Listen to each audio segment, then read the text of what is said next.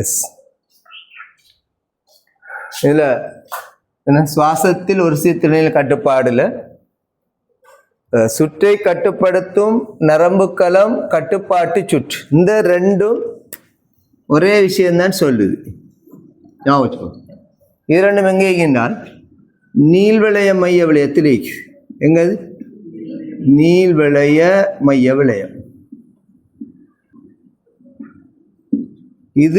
இது மட்டும் இது வெரோலியன் பாலம்.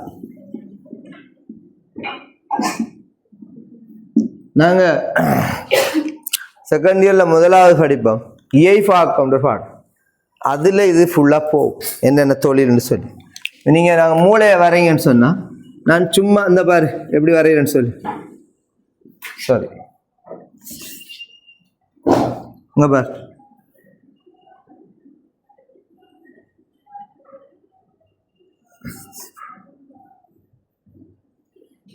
சும்மா சம்பந்தம் இல்லாத மாதிரி கோடு இருக்கிற மாதிரி இருக்கும்.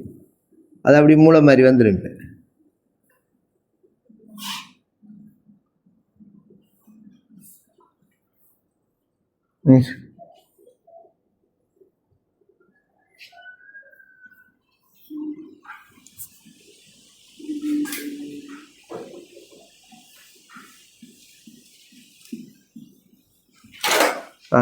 ஆமா அணைஞ்சிச்சு. இப்படி வரும். இப்ப நாங்க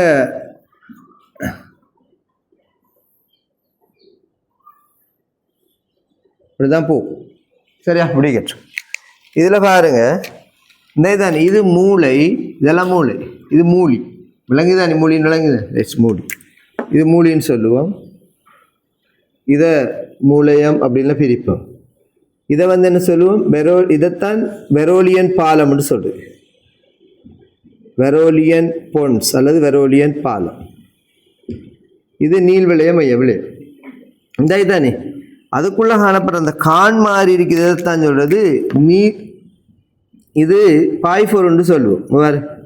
இது அப்படி என்னது இது பாய்பொருள் ஆகும். இது மூளையில் உள்ள பாய்பொருள், இது முன்னாள் லேகிற பாய்பொருள். அதனால இதுக்கு நாங்க சொல்லுவோம் மூளைய முன்னான் பாய்பொருள்னு சொல்றோம். என்ன சொல்றது மூளைய முன்னான் பாய்பொருள். முன்னான் பாய்பொருள் ரைட். அதுக்கு நாங்க சொல்லுவோம் சிஎஸ்எஃப்னு சொல்லுவோம், செரிப்ரல் ஸ்பைனல் ஃப்ளூயிட். செரிப்ரல்னா மூளை, ஸ்பைனல்னா முன்னாள், ஃப்ளூயிட்னா என்ன பாய்பொருள். இல்லையா சிஎஸ்எஃப் சொல்லுவோம். அது அப்படி கேட்டோம். இனி இந்த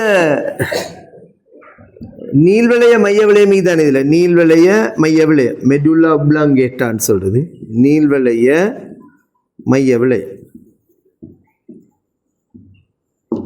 இந்த நீள்வளைய மைய விளையத்தில் இந்த சுற்றை கட்டுப்படுத்தும் நரம்புக்களம் அல்லது கட்டுப்பாட்டு சுற்றுங்கிறது சோடியாக காணப்படும். எப்படிமா சோடியாக காணப்படும்.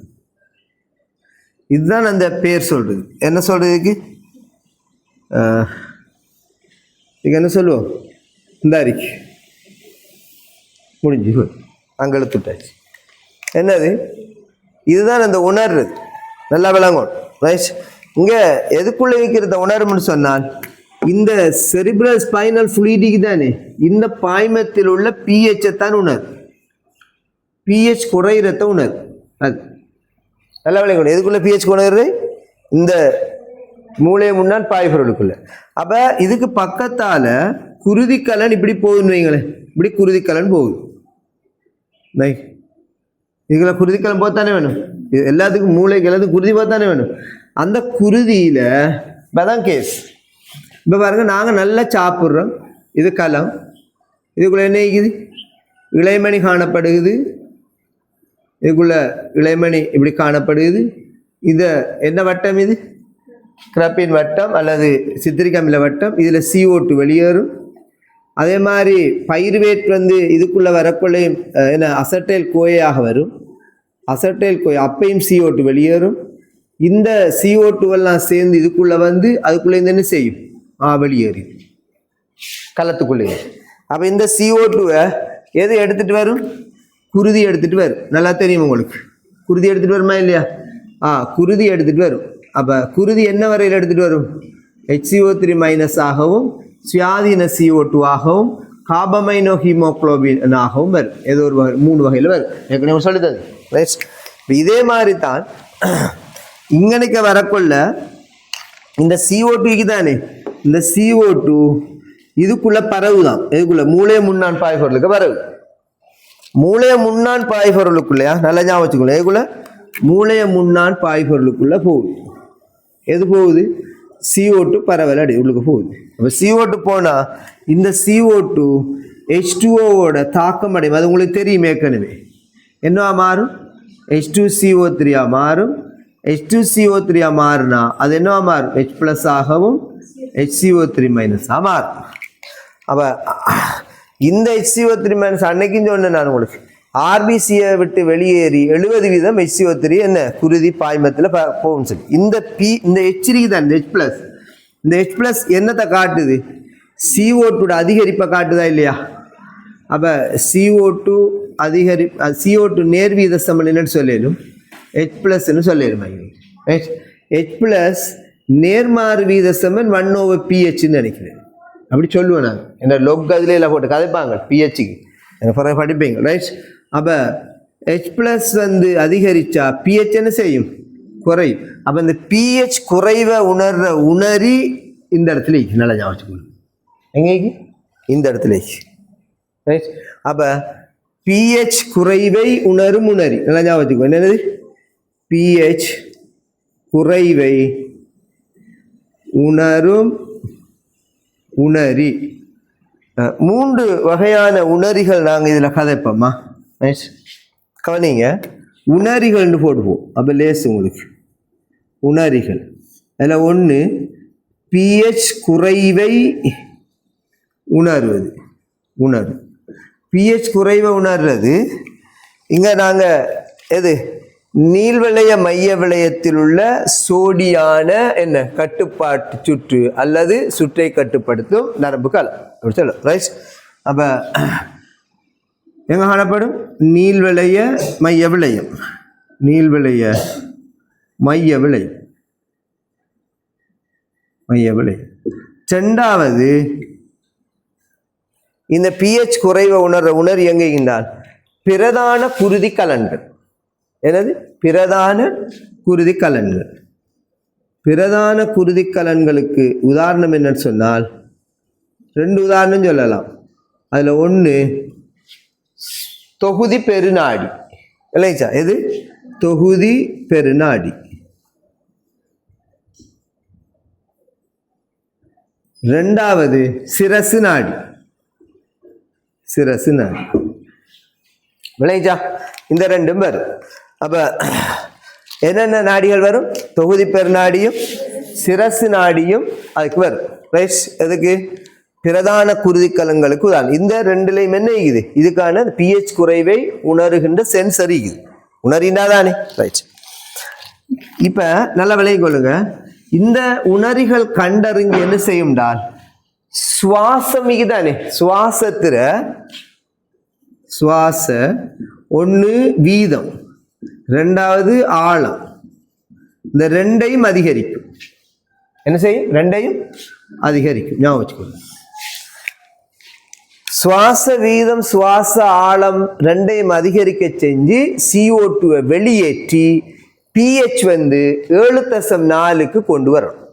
சாதாரணமாக குருதியில pH எவ்வளவு சொன்னோம் நாங்க? அது ஏற்கனவே தெரியும். 7.4.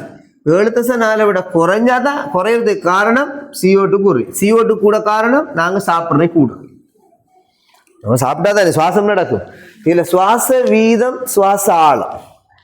சுவாச வீதம்டா என்னண்டா, நாங்க அடிக்கடி மூச்சை விடுறது அப்படி குயிக்கா செஞ்சா என்னது, ஒரு ரன்னிங் பண்ணுனா ஒரு வேலையை பார்த்தா செய்வோமா இல்லையா? அப்ப அடிக்கடி செய்வோம். அதே மாதிரி சுவாச ஆழம்டா அப்படி செய்யுது. அது அடிக்கடி வேகமா செய்ய என்ன செய்யும்? சுவாச வீதம் சுவாச ஆழமும் அதிகரித்து என்ன செய்யும்? CO2 வெளியேற்றப்பட்டு pH என்ன செய்யும்? pH சாதாரண நிலையை அடையும். CO2 வெளியேறுனா H+ அளவு இனி அதிகரிக்கிற குறையும் தான். அதிகரிக்கிற குறைஞ்சா என்ன செய்யும்? pH வந்து குறையிறதுலேருந்து கொஞ்சம் மேலே வரும். விஷயமில்லைட்டா? ரைட், இது ஒரு விஷயம். அடுத்தது இன்னொரு உணரி இது என்னன்னு சொன்னால் இழுவை உணரின்னு சொல்லுவோம். இழுவை உணரி. இழுவை உணரி. இழுவை உணரின்னு எங்க இருக்குன்னு சொன்னால் சுவாசப்பை சுவர்கள்ல காணப்படுது. இப்போ நாங்க உள்ளுக்கு போனா அப்ப உச்சுவாசத்துக்கு வலி போய்கிட்டீங்க இல்லையா? அப்ப சுவாசப்பை என்ன செய்யுது? விரிஞ்சுக்கிட்டு இருக்குது. அப்ப அந்த சென்சர் என்ன செய்யும்? இழுபட்டுக்கிட்டு சுவாசப்பைன்னு சொல்லி செய்தி எங்க அனுப்பும்? இந்த சுற்றை கட்டுப்படுத்தும் நரம்பு களத்துக்கு அனுப்பும். இதுக்கு அனுப்பும். எதுக்கு? இங்க நீர்வளைய மைய விளையத்துள்ள அவங்களுக்கு அனுப்பும். அனுப்புனதோட உச்சுவாசத்தை நிறுத்த சொல்லி அது சொல்லும். இல்லாட்டி என்ன செய்யும்? தொடர்ந்து உள்ளுக்குள்ளேயே வலி போய்கிட்டு இருந்ததுன்னா நுரையீரல் என்ன செஞ்சிடும்? வெடிச்சிடும். அப்ப அதை நிப்பாட்டுறதுக்கு என்ன செய்யணும்? இந்த மூளை வேலை செய்யணும்னு சொல்லுவாங்க. இது ஒரு மூளை தானே. நீள்வளைய மைய விளையமும் மூளைன்ற ஒரு பாகம் தான். ரைட், முன்மூளை நடுமூளை பின்மூளைன்னு பிரிப்போம். அதுல பின்மூளையத்தான் நீ சொல்லு. சரியா?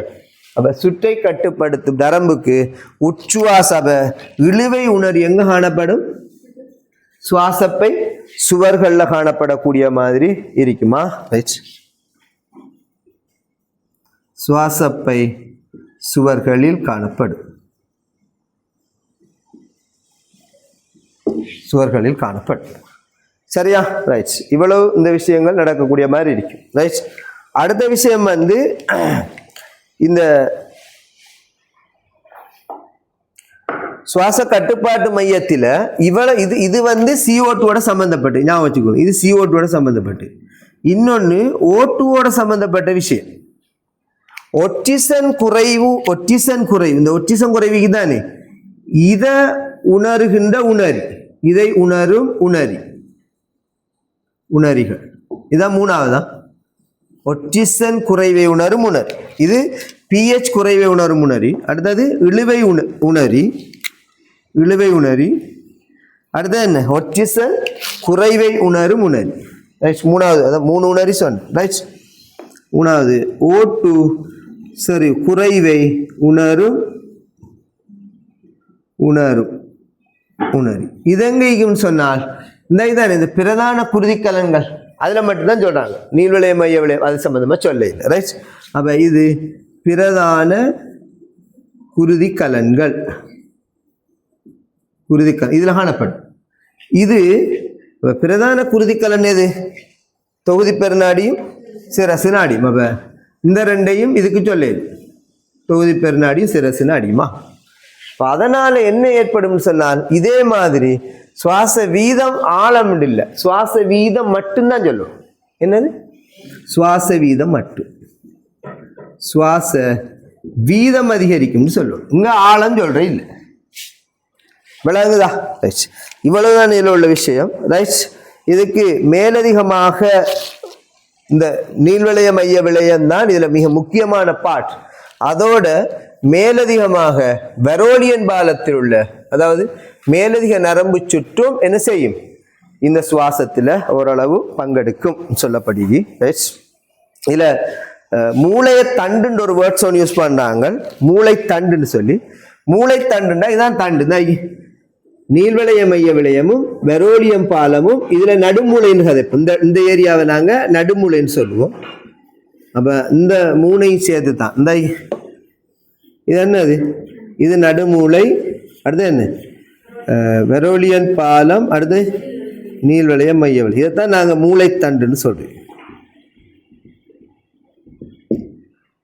விஷயம். அப்ப இவ்வளவுதான் இந்த விஷயம். அதை நாங்க நோட்ஸை பார்த்தா சரி.